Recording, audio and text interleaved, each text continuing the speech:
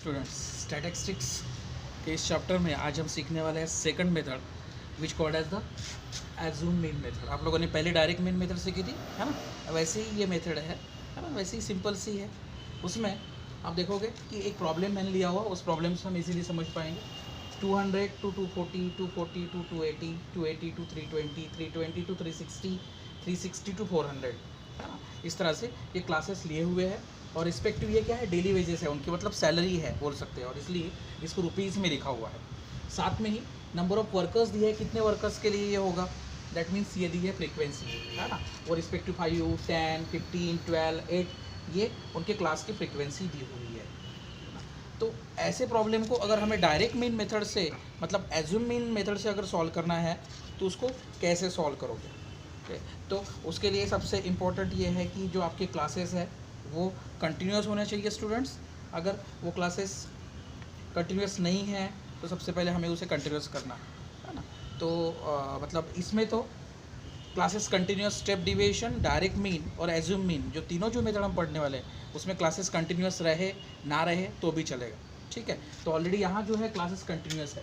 कैसे classes continuous होते हैं, जैसे ये 200 to 240, इसमें लोअर लिमिट कौन सा है स्टूडेंट्स, एल, मतलब ये 200 लोअर लिमिट है, हायर लिमिट क्या है 240। ये अगर ये मैं क्लास की बात करूँ तो यहाँ लोअर लिमिट कौन सा है 280, हायर लिमिट कौन सा है 320। हम लोगों ने प्रीवियस क्लास में ये मैंने आपको बताया था, है ना। तो ये क्लास को कंटिन्यूस इसलिए बोला जाएगा कि देखो यहाँ एक आपको दिख रहा है कंटिन्यूस है ये, है ना। तो ऐसे क्लासेस को हम क्या कहते हैं, कंटिन्यूस क्लासेस। तो एज्यूम मीन और डायरेक्ट मीन या फिर स्टेप डिविएशन, ये तीनों मेथड में क्लासेस अगर कंटिन्यूस रहे नहीं रहे तो भी हम प्रॉब्लम सॉल्व कर सकते हैं, ठीक है। तो उसके लिए स्टेप क्या है, आप देखोगे कि सबसे पहले यहाँ जो क्लासेस दिए हैं ये क्लासेस को हम ऐसे ही लिखेंगे जो हम लोगों ने फर्स्ट कॉलम में वैसे ही किया था, है ना। 200, 240, 240 to 280, ये क्लासेस पहला जो ब्लॉक है आपका ये ऐसे ही यहाँ के यहाँ उठा रहा, समझ रहे हो, जो आपने डायरेक्ट मीन में किया था। उसके बाद सेकंड जो मेथड है क्लास मार्क, ये क्लास मार्क भी हमने कैलकुलेट किया था स्टूडेंट्स। कैसे किया था फिर से मैं बता दूँ, लोअर लिमिट और हायर लिमिट, क्लास मार्क को हम लोगों ने कैलकुलेट किया था कि lower limit plus higher limit divide by 2, इसको ही हम लोगों ने एक्स आई बोला था, क्लास मार्क बोला था, है ना। तो यहाँ क्या होगा, मतलब इन दोनों का एवरेज बोल सकते हैं या दोनों के बीच का नंबर बोल सकते हैं। तो एक मैं कैलकुलेट करके दिखाता हूँ, 200 + 240, इन दोनों को ऐड करो, डिवाइड बाय 2 करो। अगर प्रैक्टिस हो जाती है तो ये चीज़ बहुत आसान हो जाती है स्टूडेंट्स। तो यहाँ होगा आपका 220, या फिर आपको एक एक करते बैठना पड़ेगा, है ना। इसका क्या होगा, देखो इन दोनों के बीच में कौन सा नंबर आएगा, 240 और 280 के इनके बीच में अगर देखा जाए तो ये होगा 260, बराबर स्टूडेंट्स। उसके बाद इन दोनों के बीच का क्या होगा 300।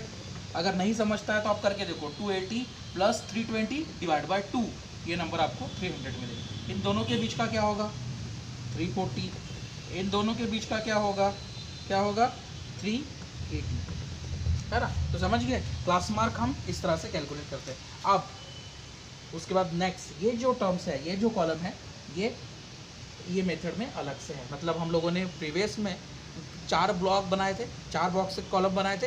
यहाँ देखो 1 2 3 4 5 बन रहे हैं। तो डायरेक्ट मीन में 4 बॉक्स, एज्यूम मीन मेथड में टोटल 5 बॉक्सेस बनते हैं स्टूडेंट्स, कॉलम बनते हैं। तो ये जो कॉलम है, ये कॉलम क्या है, D I is equal to X I minus A जो होता है ये है आपका एज्यूम मीन।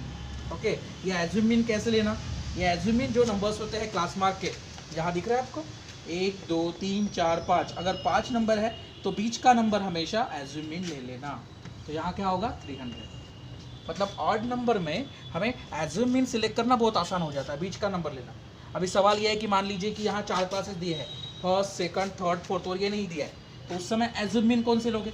तो उस समय 4 नंबर के बीच में मान लीजिए कि जैसे 1 2 3 4 है, तो इन दोनों के बीच का नंबर कौन सा होता है, ये या ये, है ना। तो इन दोनों में से कोई भी आप ले सकते हो, है ना, समझ रहे हो, है ना। तो और लेकिन अगर ऑड है तो उसमें से बीच का सिलेक्ट करो, और इवन अगर है तो बीच में से 2 नंबर में से कोई भी आप इजीली ले सकते हो। तो वही वो 300 है जो मैंने यहाँ लिखा है। तो हमारा डी आई का फॉर्मूला क्या होता है, एक्स आई माइनस ए। तो एक्स आई दिए हुए है और ए हम लोगों ने एज्यूम मीन लिया है 300, ये है एज्यूम मीन, ठीक है। अब हम ये बॉक्स को फिलअप करेंगे, एक एक बॉक्स को फिलअप करेंगे। पहले एक्स आई ये बॉक्स में जाना है, तो 220 - 300, कितना होगा, -80 होगा। ये -80 क्यों आया, क्योंकि 300 बड़ी डिजिट है, समझ रहे हैं। 220 - 300 -80। ऐसे ही 260 - 300 कितना होगा, -40। 300 - 300 0। 340 - 300 40। 380 - 300 80। यहाँ एक लॉजिक देखने को मिल रहा है, आप देखो यहाँ है ना, 40 का डिफरेंस है, और यहाँ कम कम होते जा रहा है और यहाँ बढ़ते बढ़ते जा रहा है ना। -80 यहाँ +80 हो गया, -40 यहाँ +40 हो गया, 0 है ना। तो ये स्टेप हमें जब हम प्रैक्टिस करते हैं तो ये चीज़ काफ़ी आसान हो जाती है स्टूडेंट, समझ रहे हो। तो ये जो कॉलम है ये इंपॉर्टेंट है, समझा।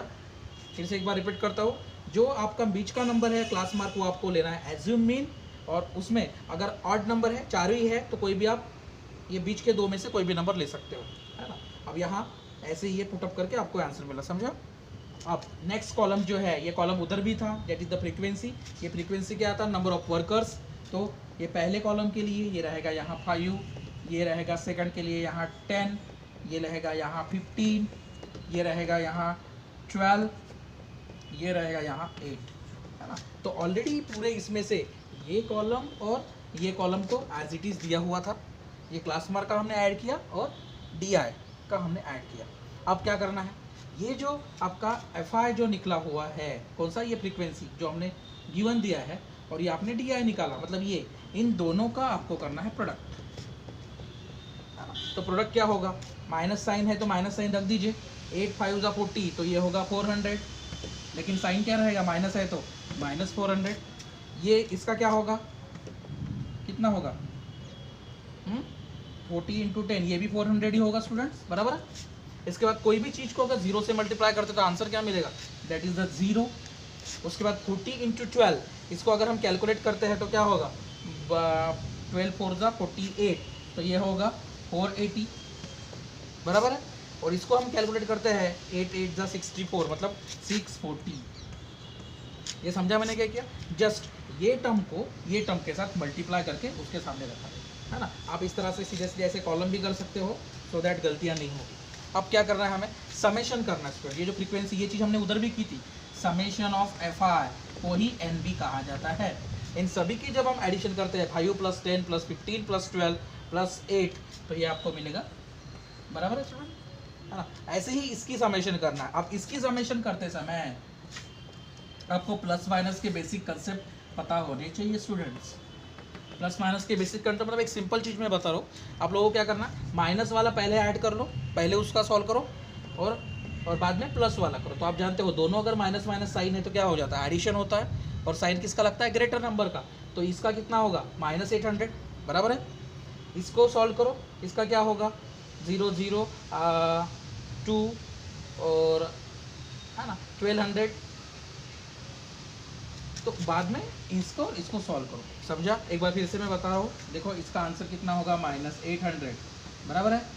और इसका आंसर कितना आएगा, 0 8 और 4 12 2 कैरी 1 11, है ना। अभी ये, और अब इसको सॉल्व करना बहुत आसान हो जाता है।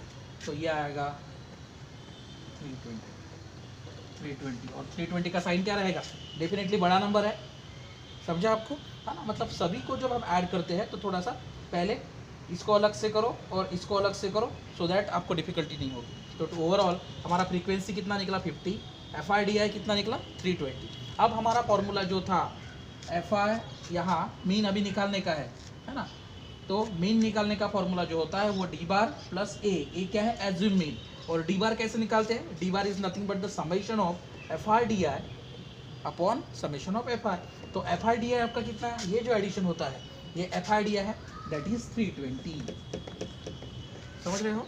और बाद में समेशन ऑफ FI कितना है, ये टोटल अगर करते हो तो ये मिलेगा आपको 50।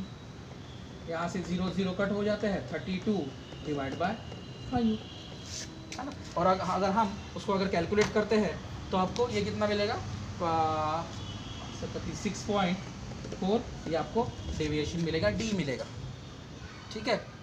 पिक्चर अभी प्रॉब्लम अभी बाकी है। तो अब A और फॉर्मूला क्या है, मीन का फॉर्मूला।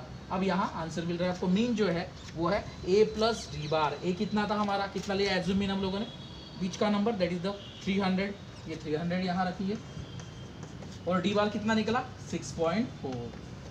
तो टोटल अगर समेशन करते हैं तो ये कितना होगा 306.4, ठीक है। और इसका यूनिट देना नहीं भूलना है, जो भी क्लासेस होते हैं उसका रिस्पेक्टिव यूनिट ये आपको देखने को मिलेगा, है ना।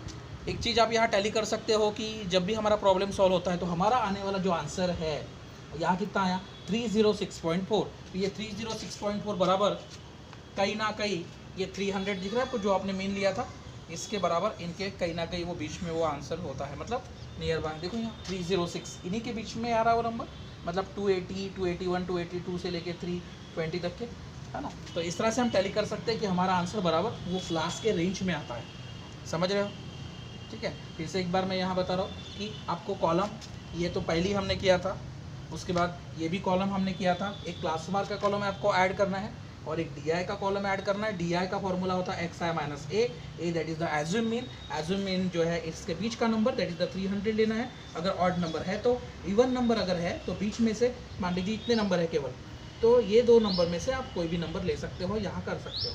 उसके बाद उसके हिसाब से कैलकुलेशन करना और FI/DI को मल्टीप्लाई करना, मल्टीप्लाई करने के बाद इसका समेशन, ये इसका समेशन होगा। इन दोनों समेशन को जब हम डिवाइड करते हैं तो आपको मिलेगा D बार, और D बार में जब हम A को ऐड करते हैं तो आपको मिल जाएगा मीन, दैट इज द, और उसका रिस्पेक्टिव यूनिट। तो एज्यूम मीन मेथड भी उतनी ही ईजी है, केवल पेशेंस और सिस्टमेटिक आपको करना है, कैलकुलेशन में आप परफेक्ट होने चाहिए, सो दैट वो चीज़ होगा।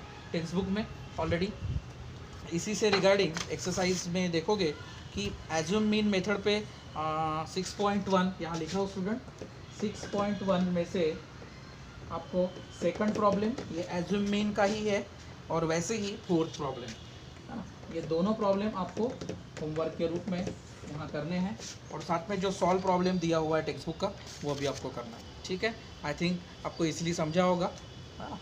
तो आज के लिए इतना ही, नेक्स्ट क्लास में हम देखेंगे एक नया कंसेप्ट। तक के लिए प्रैक्टिस कीजिए, खुश रहिए, मुस्कुराते रहिए। Thank you students.